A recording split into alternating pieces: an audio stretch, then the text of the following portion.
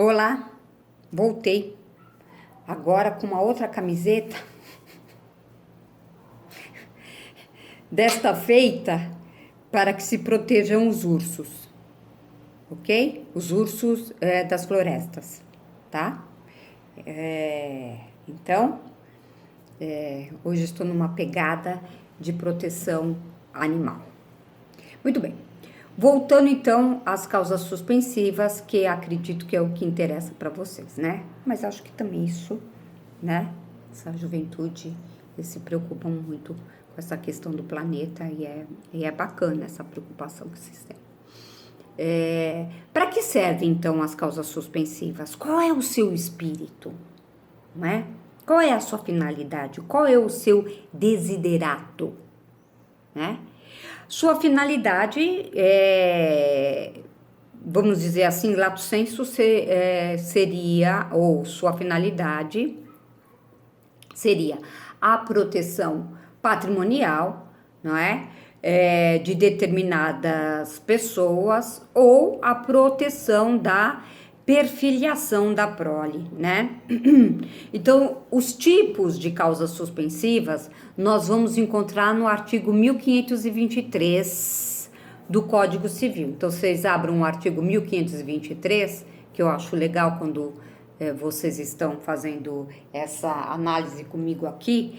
Abram o artigo 1523 do Código Civil e vocês vejam lá o inciso 1 e 3, eles resguardam terceiros, né, de uma eventual confusão patrimonial que venha a existir. O inciso 2º, ele protege o filho de uma confusão de sangue. Então, nós estamos falando da turbatio sanguinis. E o inciso 4º, protege aquele que está sob tutela e curatela de outrem, né?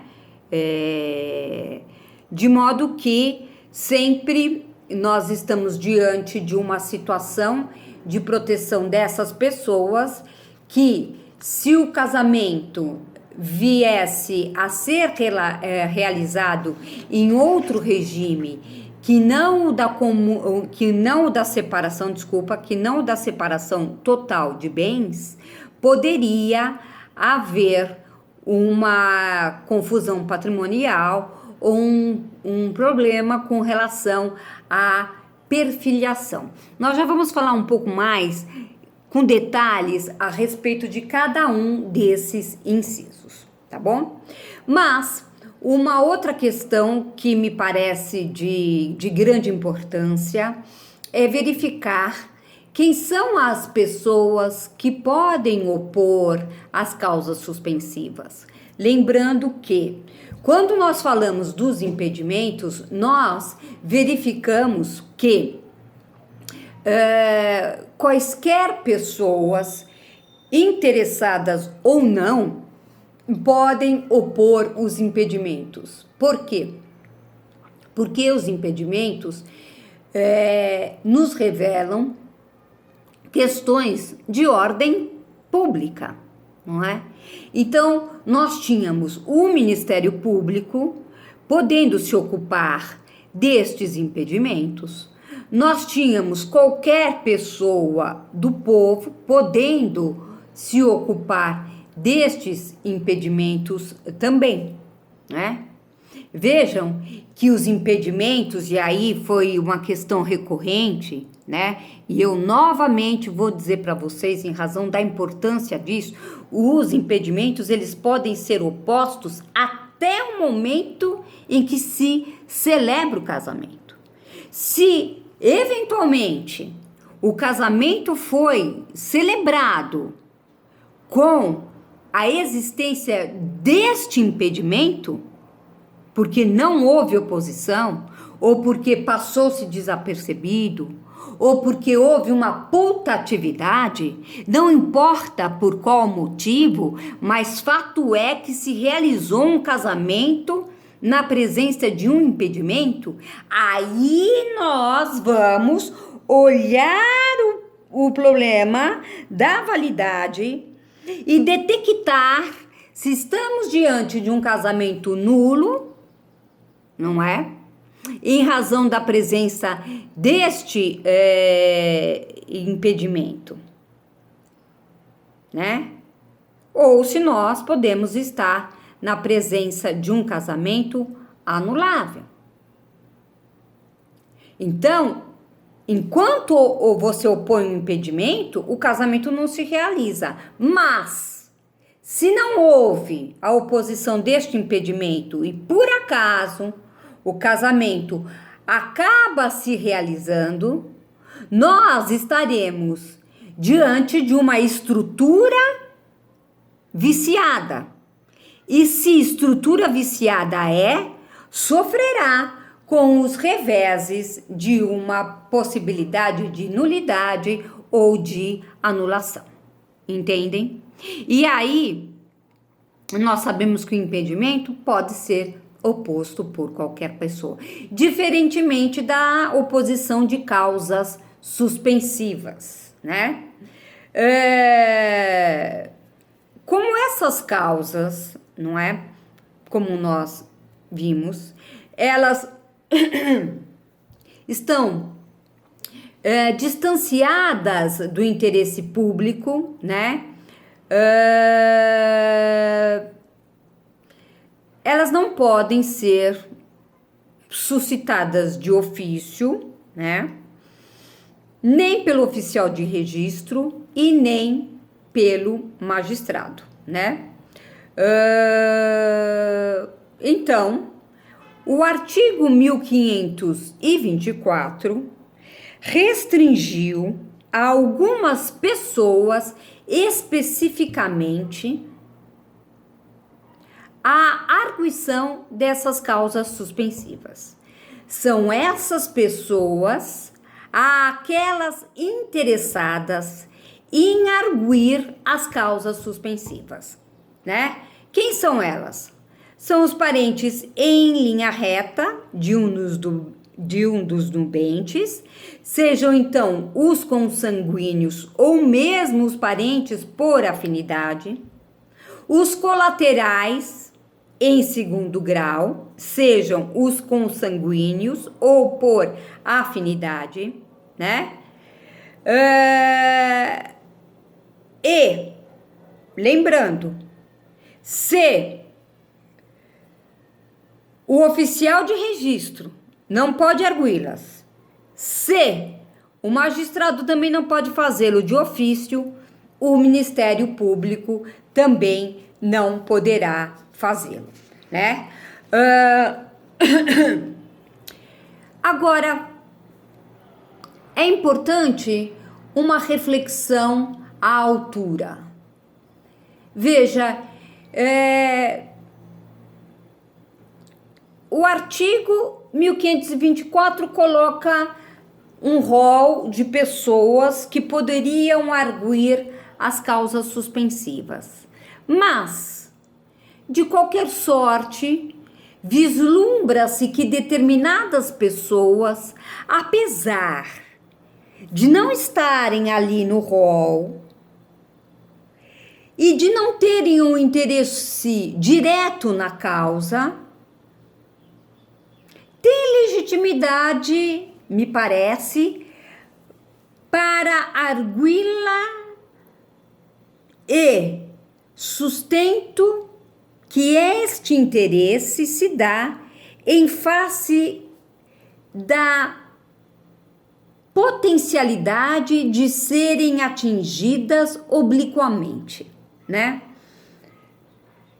Exemplo, o cônjuge da mulher que casa novamente no prazo de 10 meses, conforme lá inciso 2 do artigo 1523, né? Então, nesse caso, apesar de não estar textualmente legitimado pela previsão codificada ali do artigo 1524, há, por parte dessa pessoa, deste cônjuge, né, da mulher que casa novamente, antes de se completar o prazo de 10 meses, me parece que há um indiscutível interesse, não só dos parentes ali, em linha reta que me referi, tá? Então, ele tem interesse jurídico de ver protegido uma eventual prole, né? Que possa acontecer.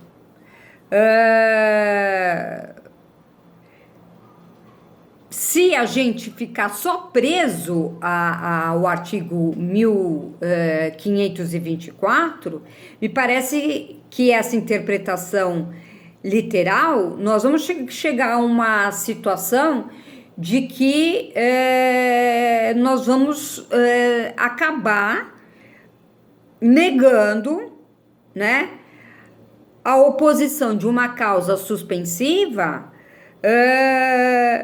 que ao ex-marido, que justamente pode ser o pai, como eu acabei de dizer, de uma futura criança, né? Então, essa taxatividade no rol dos legitimados me parece não deveria existir. E ouso dizer que ela pode sofrer uma flexibilidade, a exemplo de que eu disse. Faço, portanto, este abalizamento para vocês. Se partimos do princípio de que pode opor causas suspensivas às pessoas diretamente interessadas, muito embora ainda não se saiba, não é? Se a mulher está grávida, não está grávida, mas potencialmente ela pode estar. E se o casamento com uma outra pessoa se deu antes de completar os 10 meses, antes de se completar os 10 meses, me parece bastante razoável entender-se que o ex-cônjuge tem um direito latente de proteger uma eventual prole, ok? Uma outra circunstância agora. Vamos falar um pouco do prazo de oposição das causas suspensivas, né? O ideal, nós vimos que o impedimento... não tem prazo, professor, impedimento. Claro que tem, meu amor. Claro que tem. O impedimento, ele poderia ser arguido, né, até o momento da celebração do casamento. Uma vez celebrado o casamento, nós temos que buscar um outro artifício, uma outra saída. Qual a saída que nós buscamos? É a saída de ações que possam buscar a nulidade. Não é? Agora, quando eu falo do prazo para a oposição das causas suspensivas, e outra coisa, já vou falando para vocês, tá? Nada de colocar o prazo para pôr as causas suspensivas, para pôr os impedimentos, não gosto. É para apresentar oposição, tá? Então, o prazo para apresentar oposição, né? O ideal é que sejam alegados dentro da habilitação para o casamento, né? Até o decurso do prazo de 15 dias dos proclamas, né? Esse é o ideal.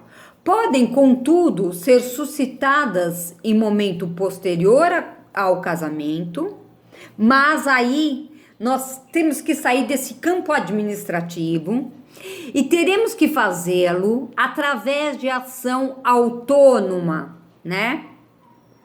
Ou incidental em alguma ação já em curso para discussão de alguma outra matéria. Vou esclarecer. Você teria, então, um prazo, não é?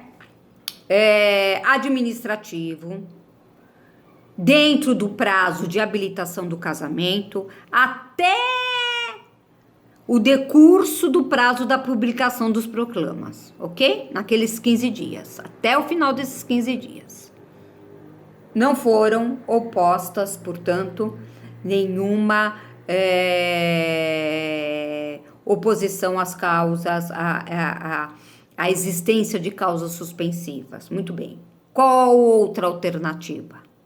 A outra alternativa é ou entrar com uma ação incidental ao divórcio, que ainda não terminou, que está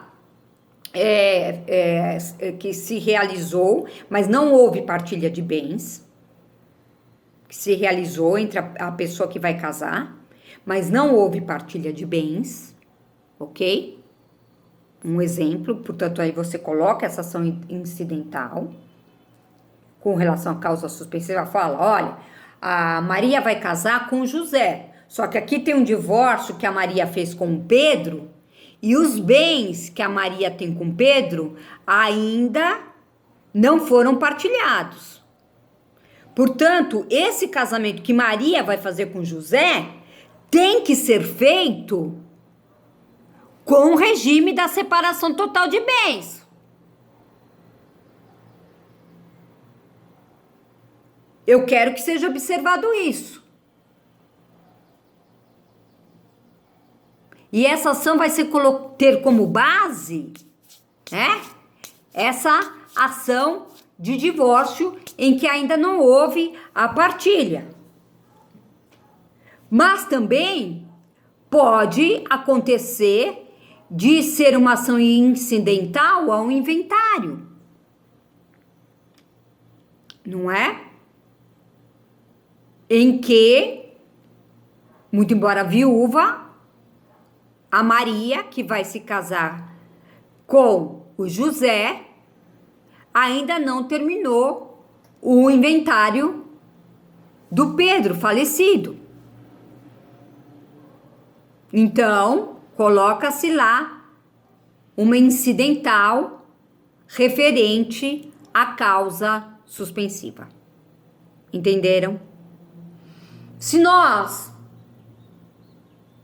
quisermos optar de forma diferente, podemos ingressar com uma ação própria, que é uma ação de oposição, não é? Ou ação declaratória para reconhecimento da presença dessa causa suspensiva, cujo pedido será para que o casamento seja realizado no regime da separação total de bens, com o objetivo, com o escopo de proteção desses terceiros. Tudo bem? Muito bem. Como que se deve fazer essa oposição? Ora, esta oposição deve ser feita através de um documento escrito, instruído com as provas, não é? Do alegado, ou então, se essas provas são de impossível obtenção, você vai ter que indicar onde que essas provas podem ser obtidas.